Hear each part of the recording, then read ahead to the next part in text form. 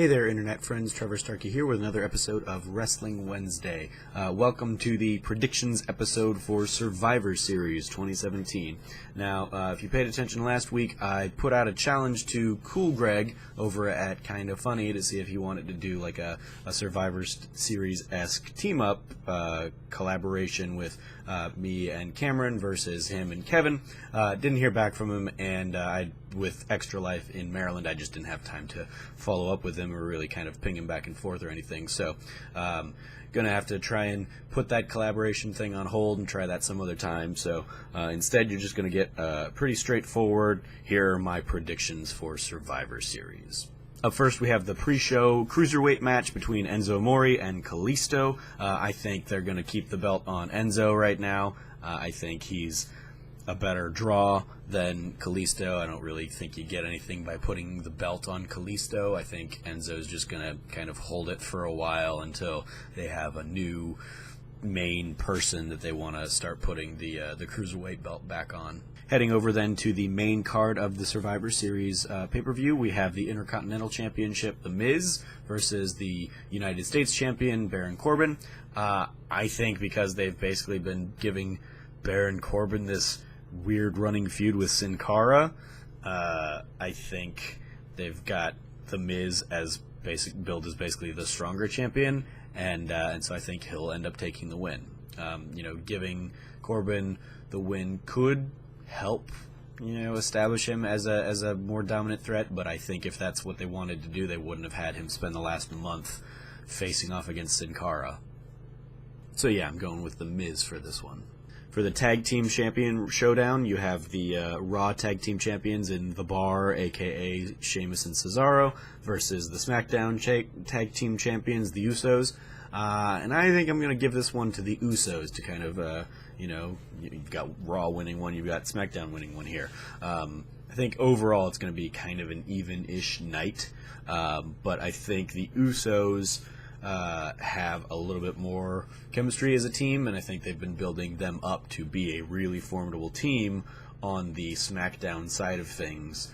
Whereas I think the Bar has kind of been bouncing around between the Hardys and the New Shield and whatnot. So yeah, I think the Usos here take it and come across victorious. Women's champ versus women's champ, I think will go to the newly crowned Charlotte Flair. I think the reason they put the championship on her is to show kind of her dominance in the women's division. Of course, you've got the Flair story there with Ric Flair recovering from his battles recently. So you had that very heartfelt moment of him coming out to support Charlotte this last week. And so yeah, I think Charlotte winning it comes out on top over Alexa Bliss. The six-man tag match between The Shield and The New Day. As much as I love The New Day, I think The Shield is a lock to win this one. The returning Roman Reigns. It's the Shield reunion on a pay-per-view that we didn't get because of the virus that went through and ravaged kind of some of the roster. So I think The Shield fully reunited on a pay-per-view is going to win this one from The New Day. But given the matches that The New Day's been putting on all year in pay-per-views, I think this has the potential to be the match of the night. Up next, we have the women's 5-on-5 Survivor Series match. Team Raw is Alicia Fox, Nia Jax, Asuka, Sasha Banks, and Bayley versus Team SmackDown in Becky Lynch, Carmella, Naomi, Tamina, and competitor to be determined. I think that competitor to be determined could be Paige returning and kind of making the jump from the Raw brand over to SmackDown, and I think that could turn the tide and give the SmackDown team here kind of the upset, so to speak. I originally, when I was looking at this, thought Raw would win it, and you'd have like Asuka as like the last woman standing to kind of really set her apart. But I think the fact that they took Charlotte out of there to put this TBD person in and not just say, oh, it's going to be Natalya taking her place, I think there's a very good reason for that, and I think it's going to be Paige coming back. So I think Team SmackDown will take the women's 5-on-5 match. On the other hand, with the men's 5-on-5 match, I think you will have Team Raw, which is Kurt Angle, Braun Strowman, Finn Balor, Samoa Joe, and Triple H, coming out on top of Team SmackDown, Shane McMahon, Randy Orton, Bobby Roode, Shinsuke Nakamura, and John Cena. I think they've got, potential future guys there on the SmackDown team in Shinsuke and Bobby Roode. But I think the whole storyline they've been setting up with Sami Zayn and Kevin Owens is kind of like the disgruntled SmackDown team members. I think they'll come out, interfere in a way that leaves Team Raw victorious, and then kind of continues to fuel animosity between Team Shane and Team Kevin.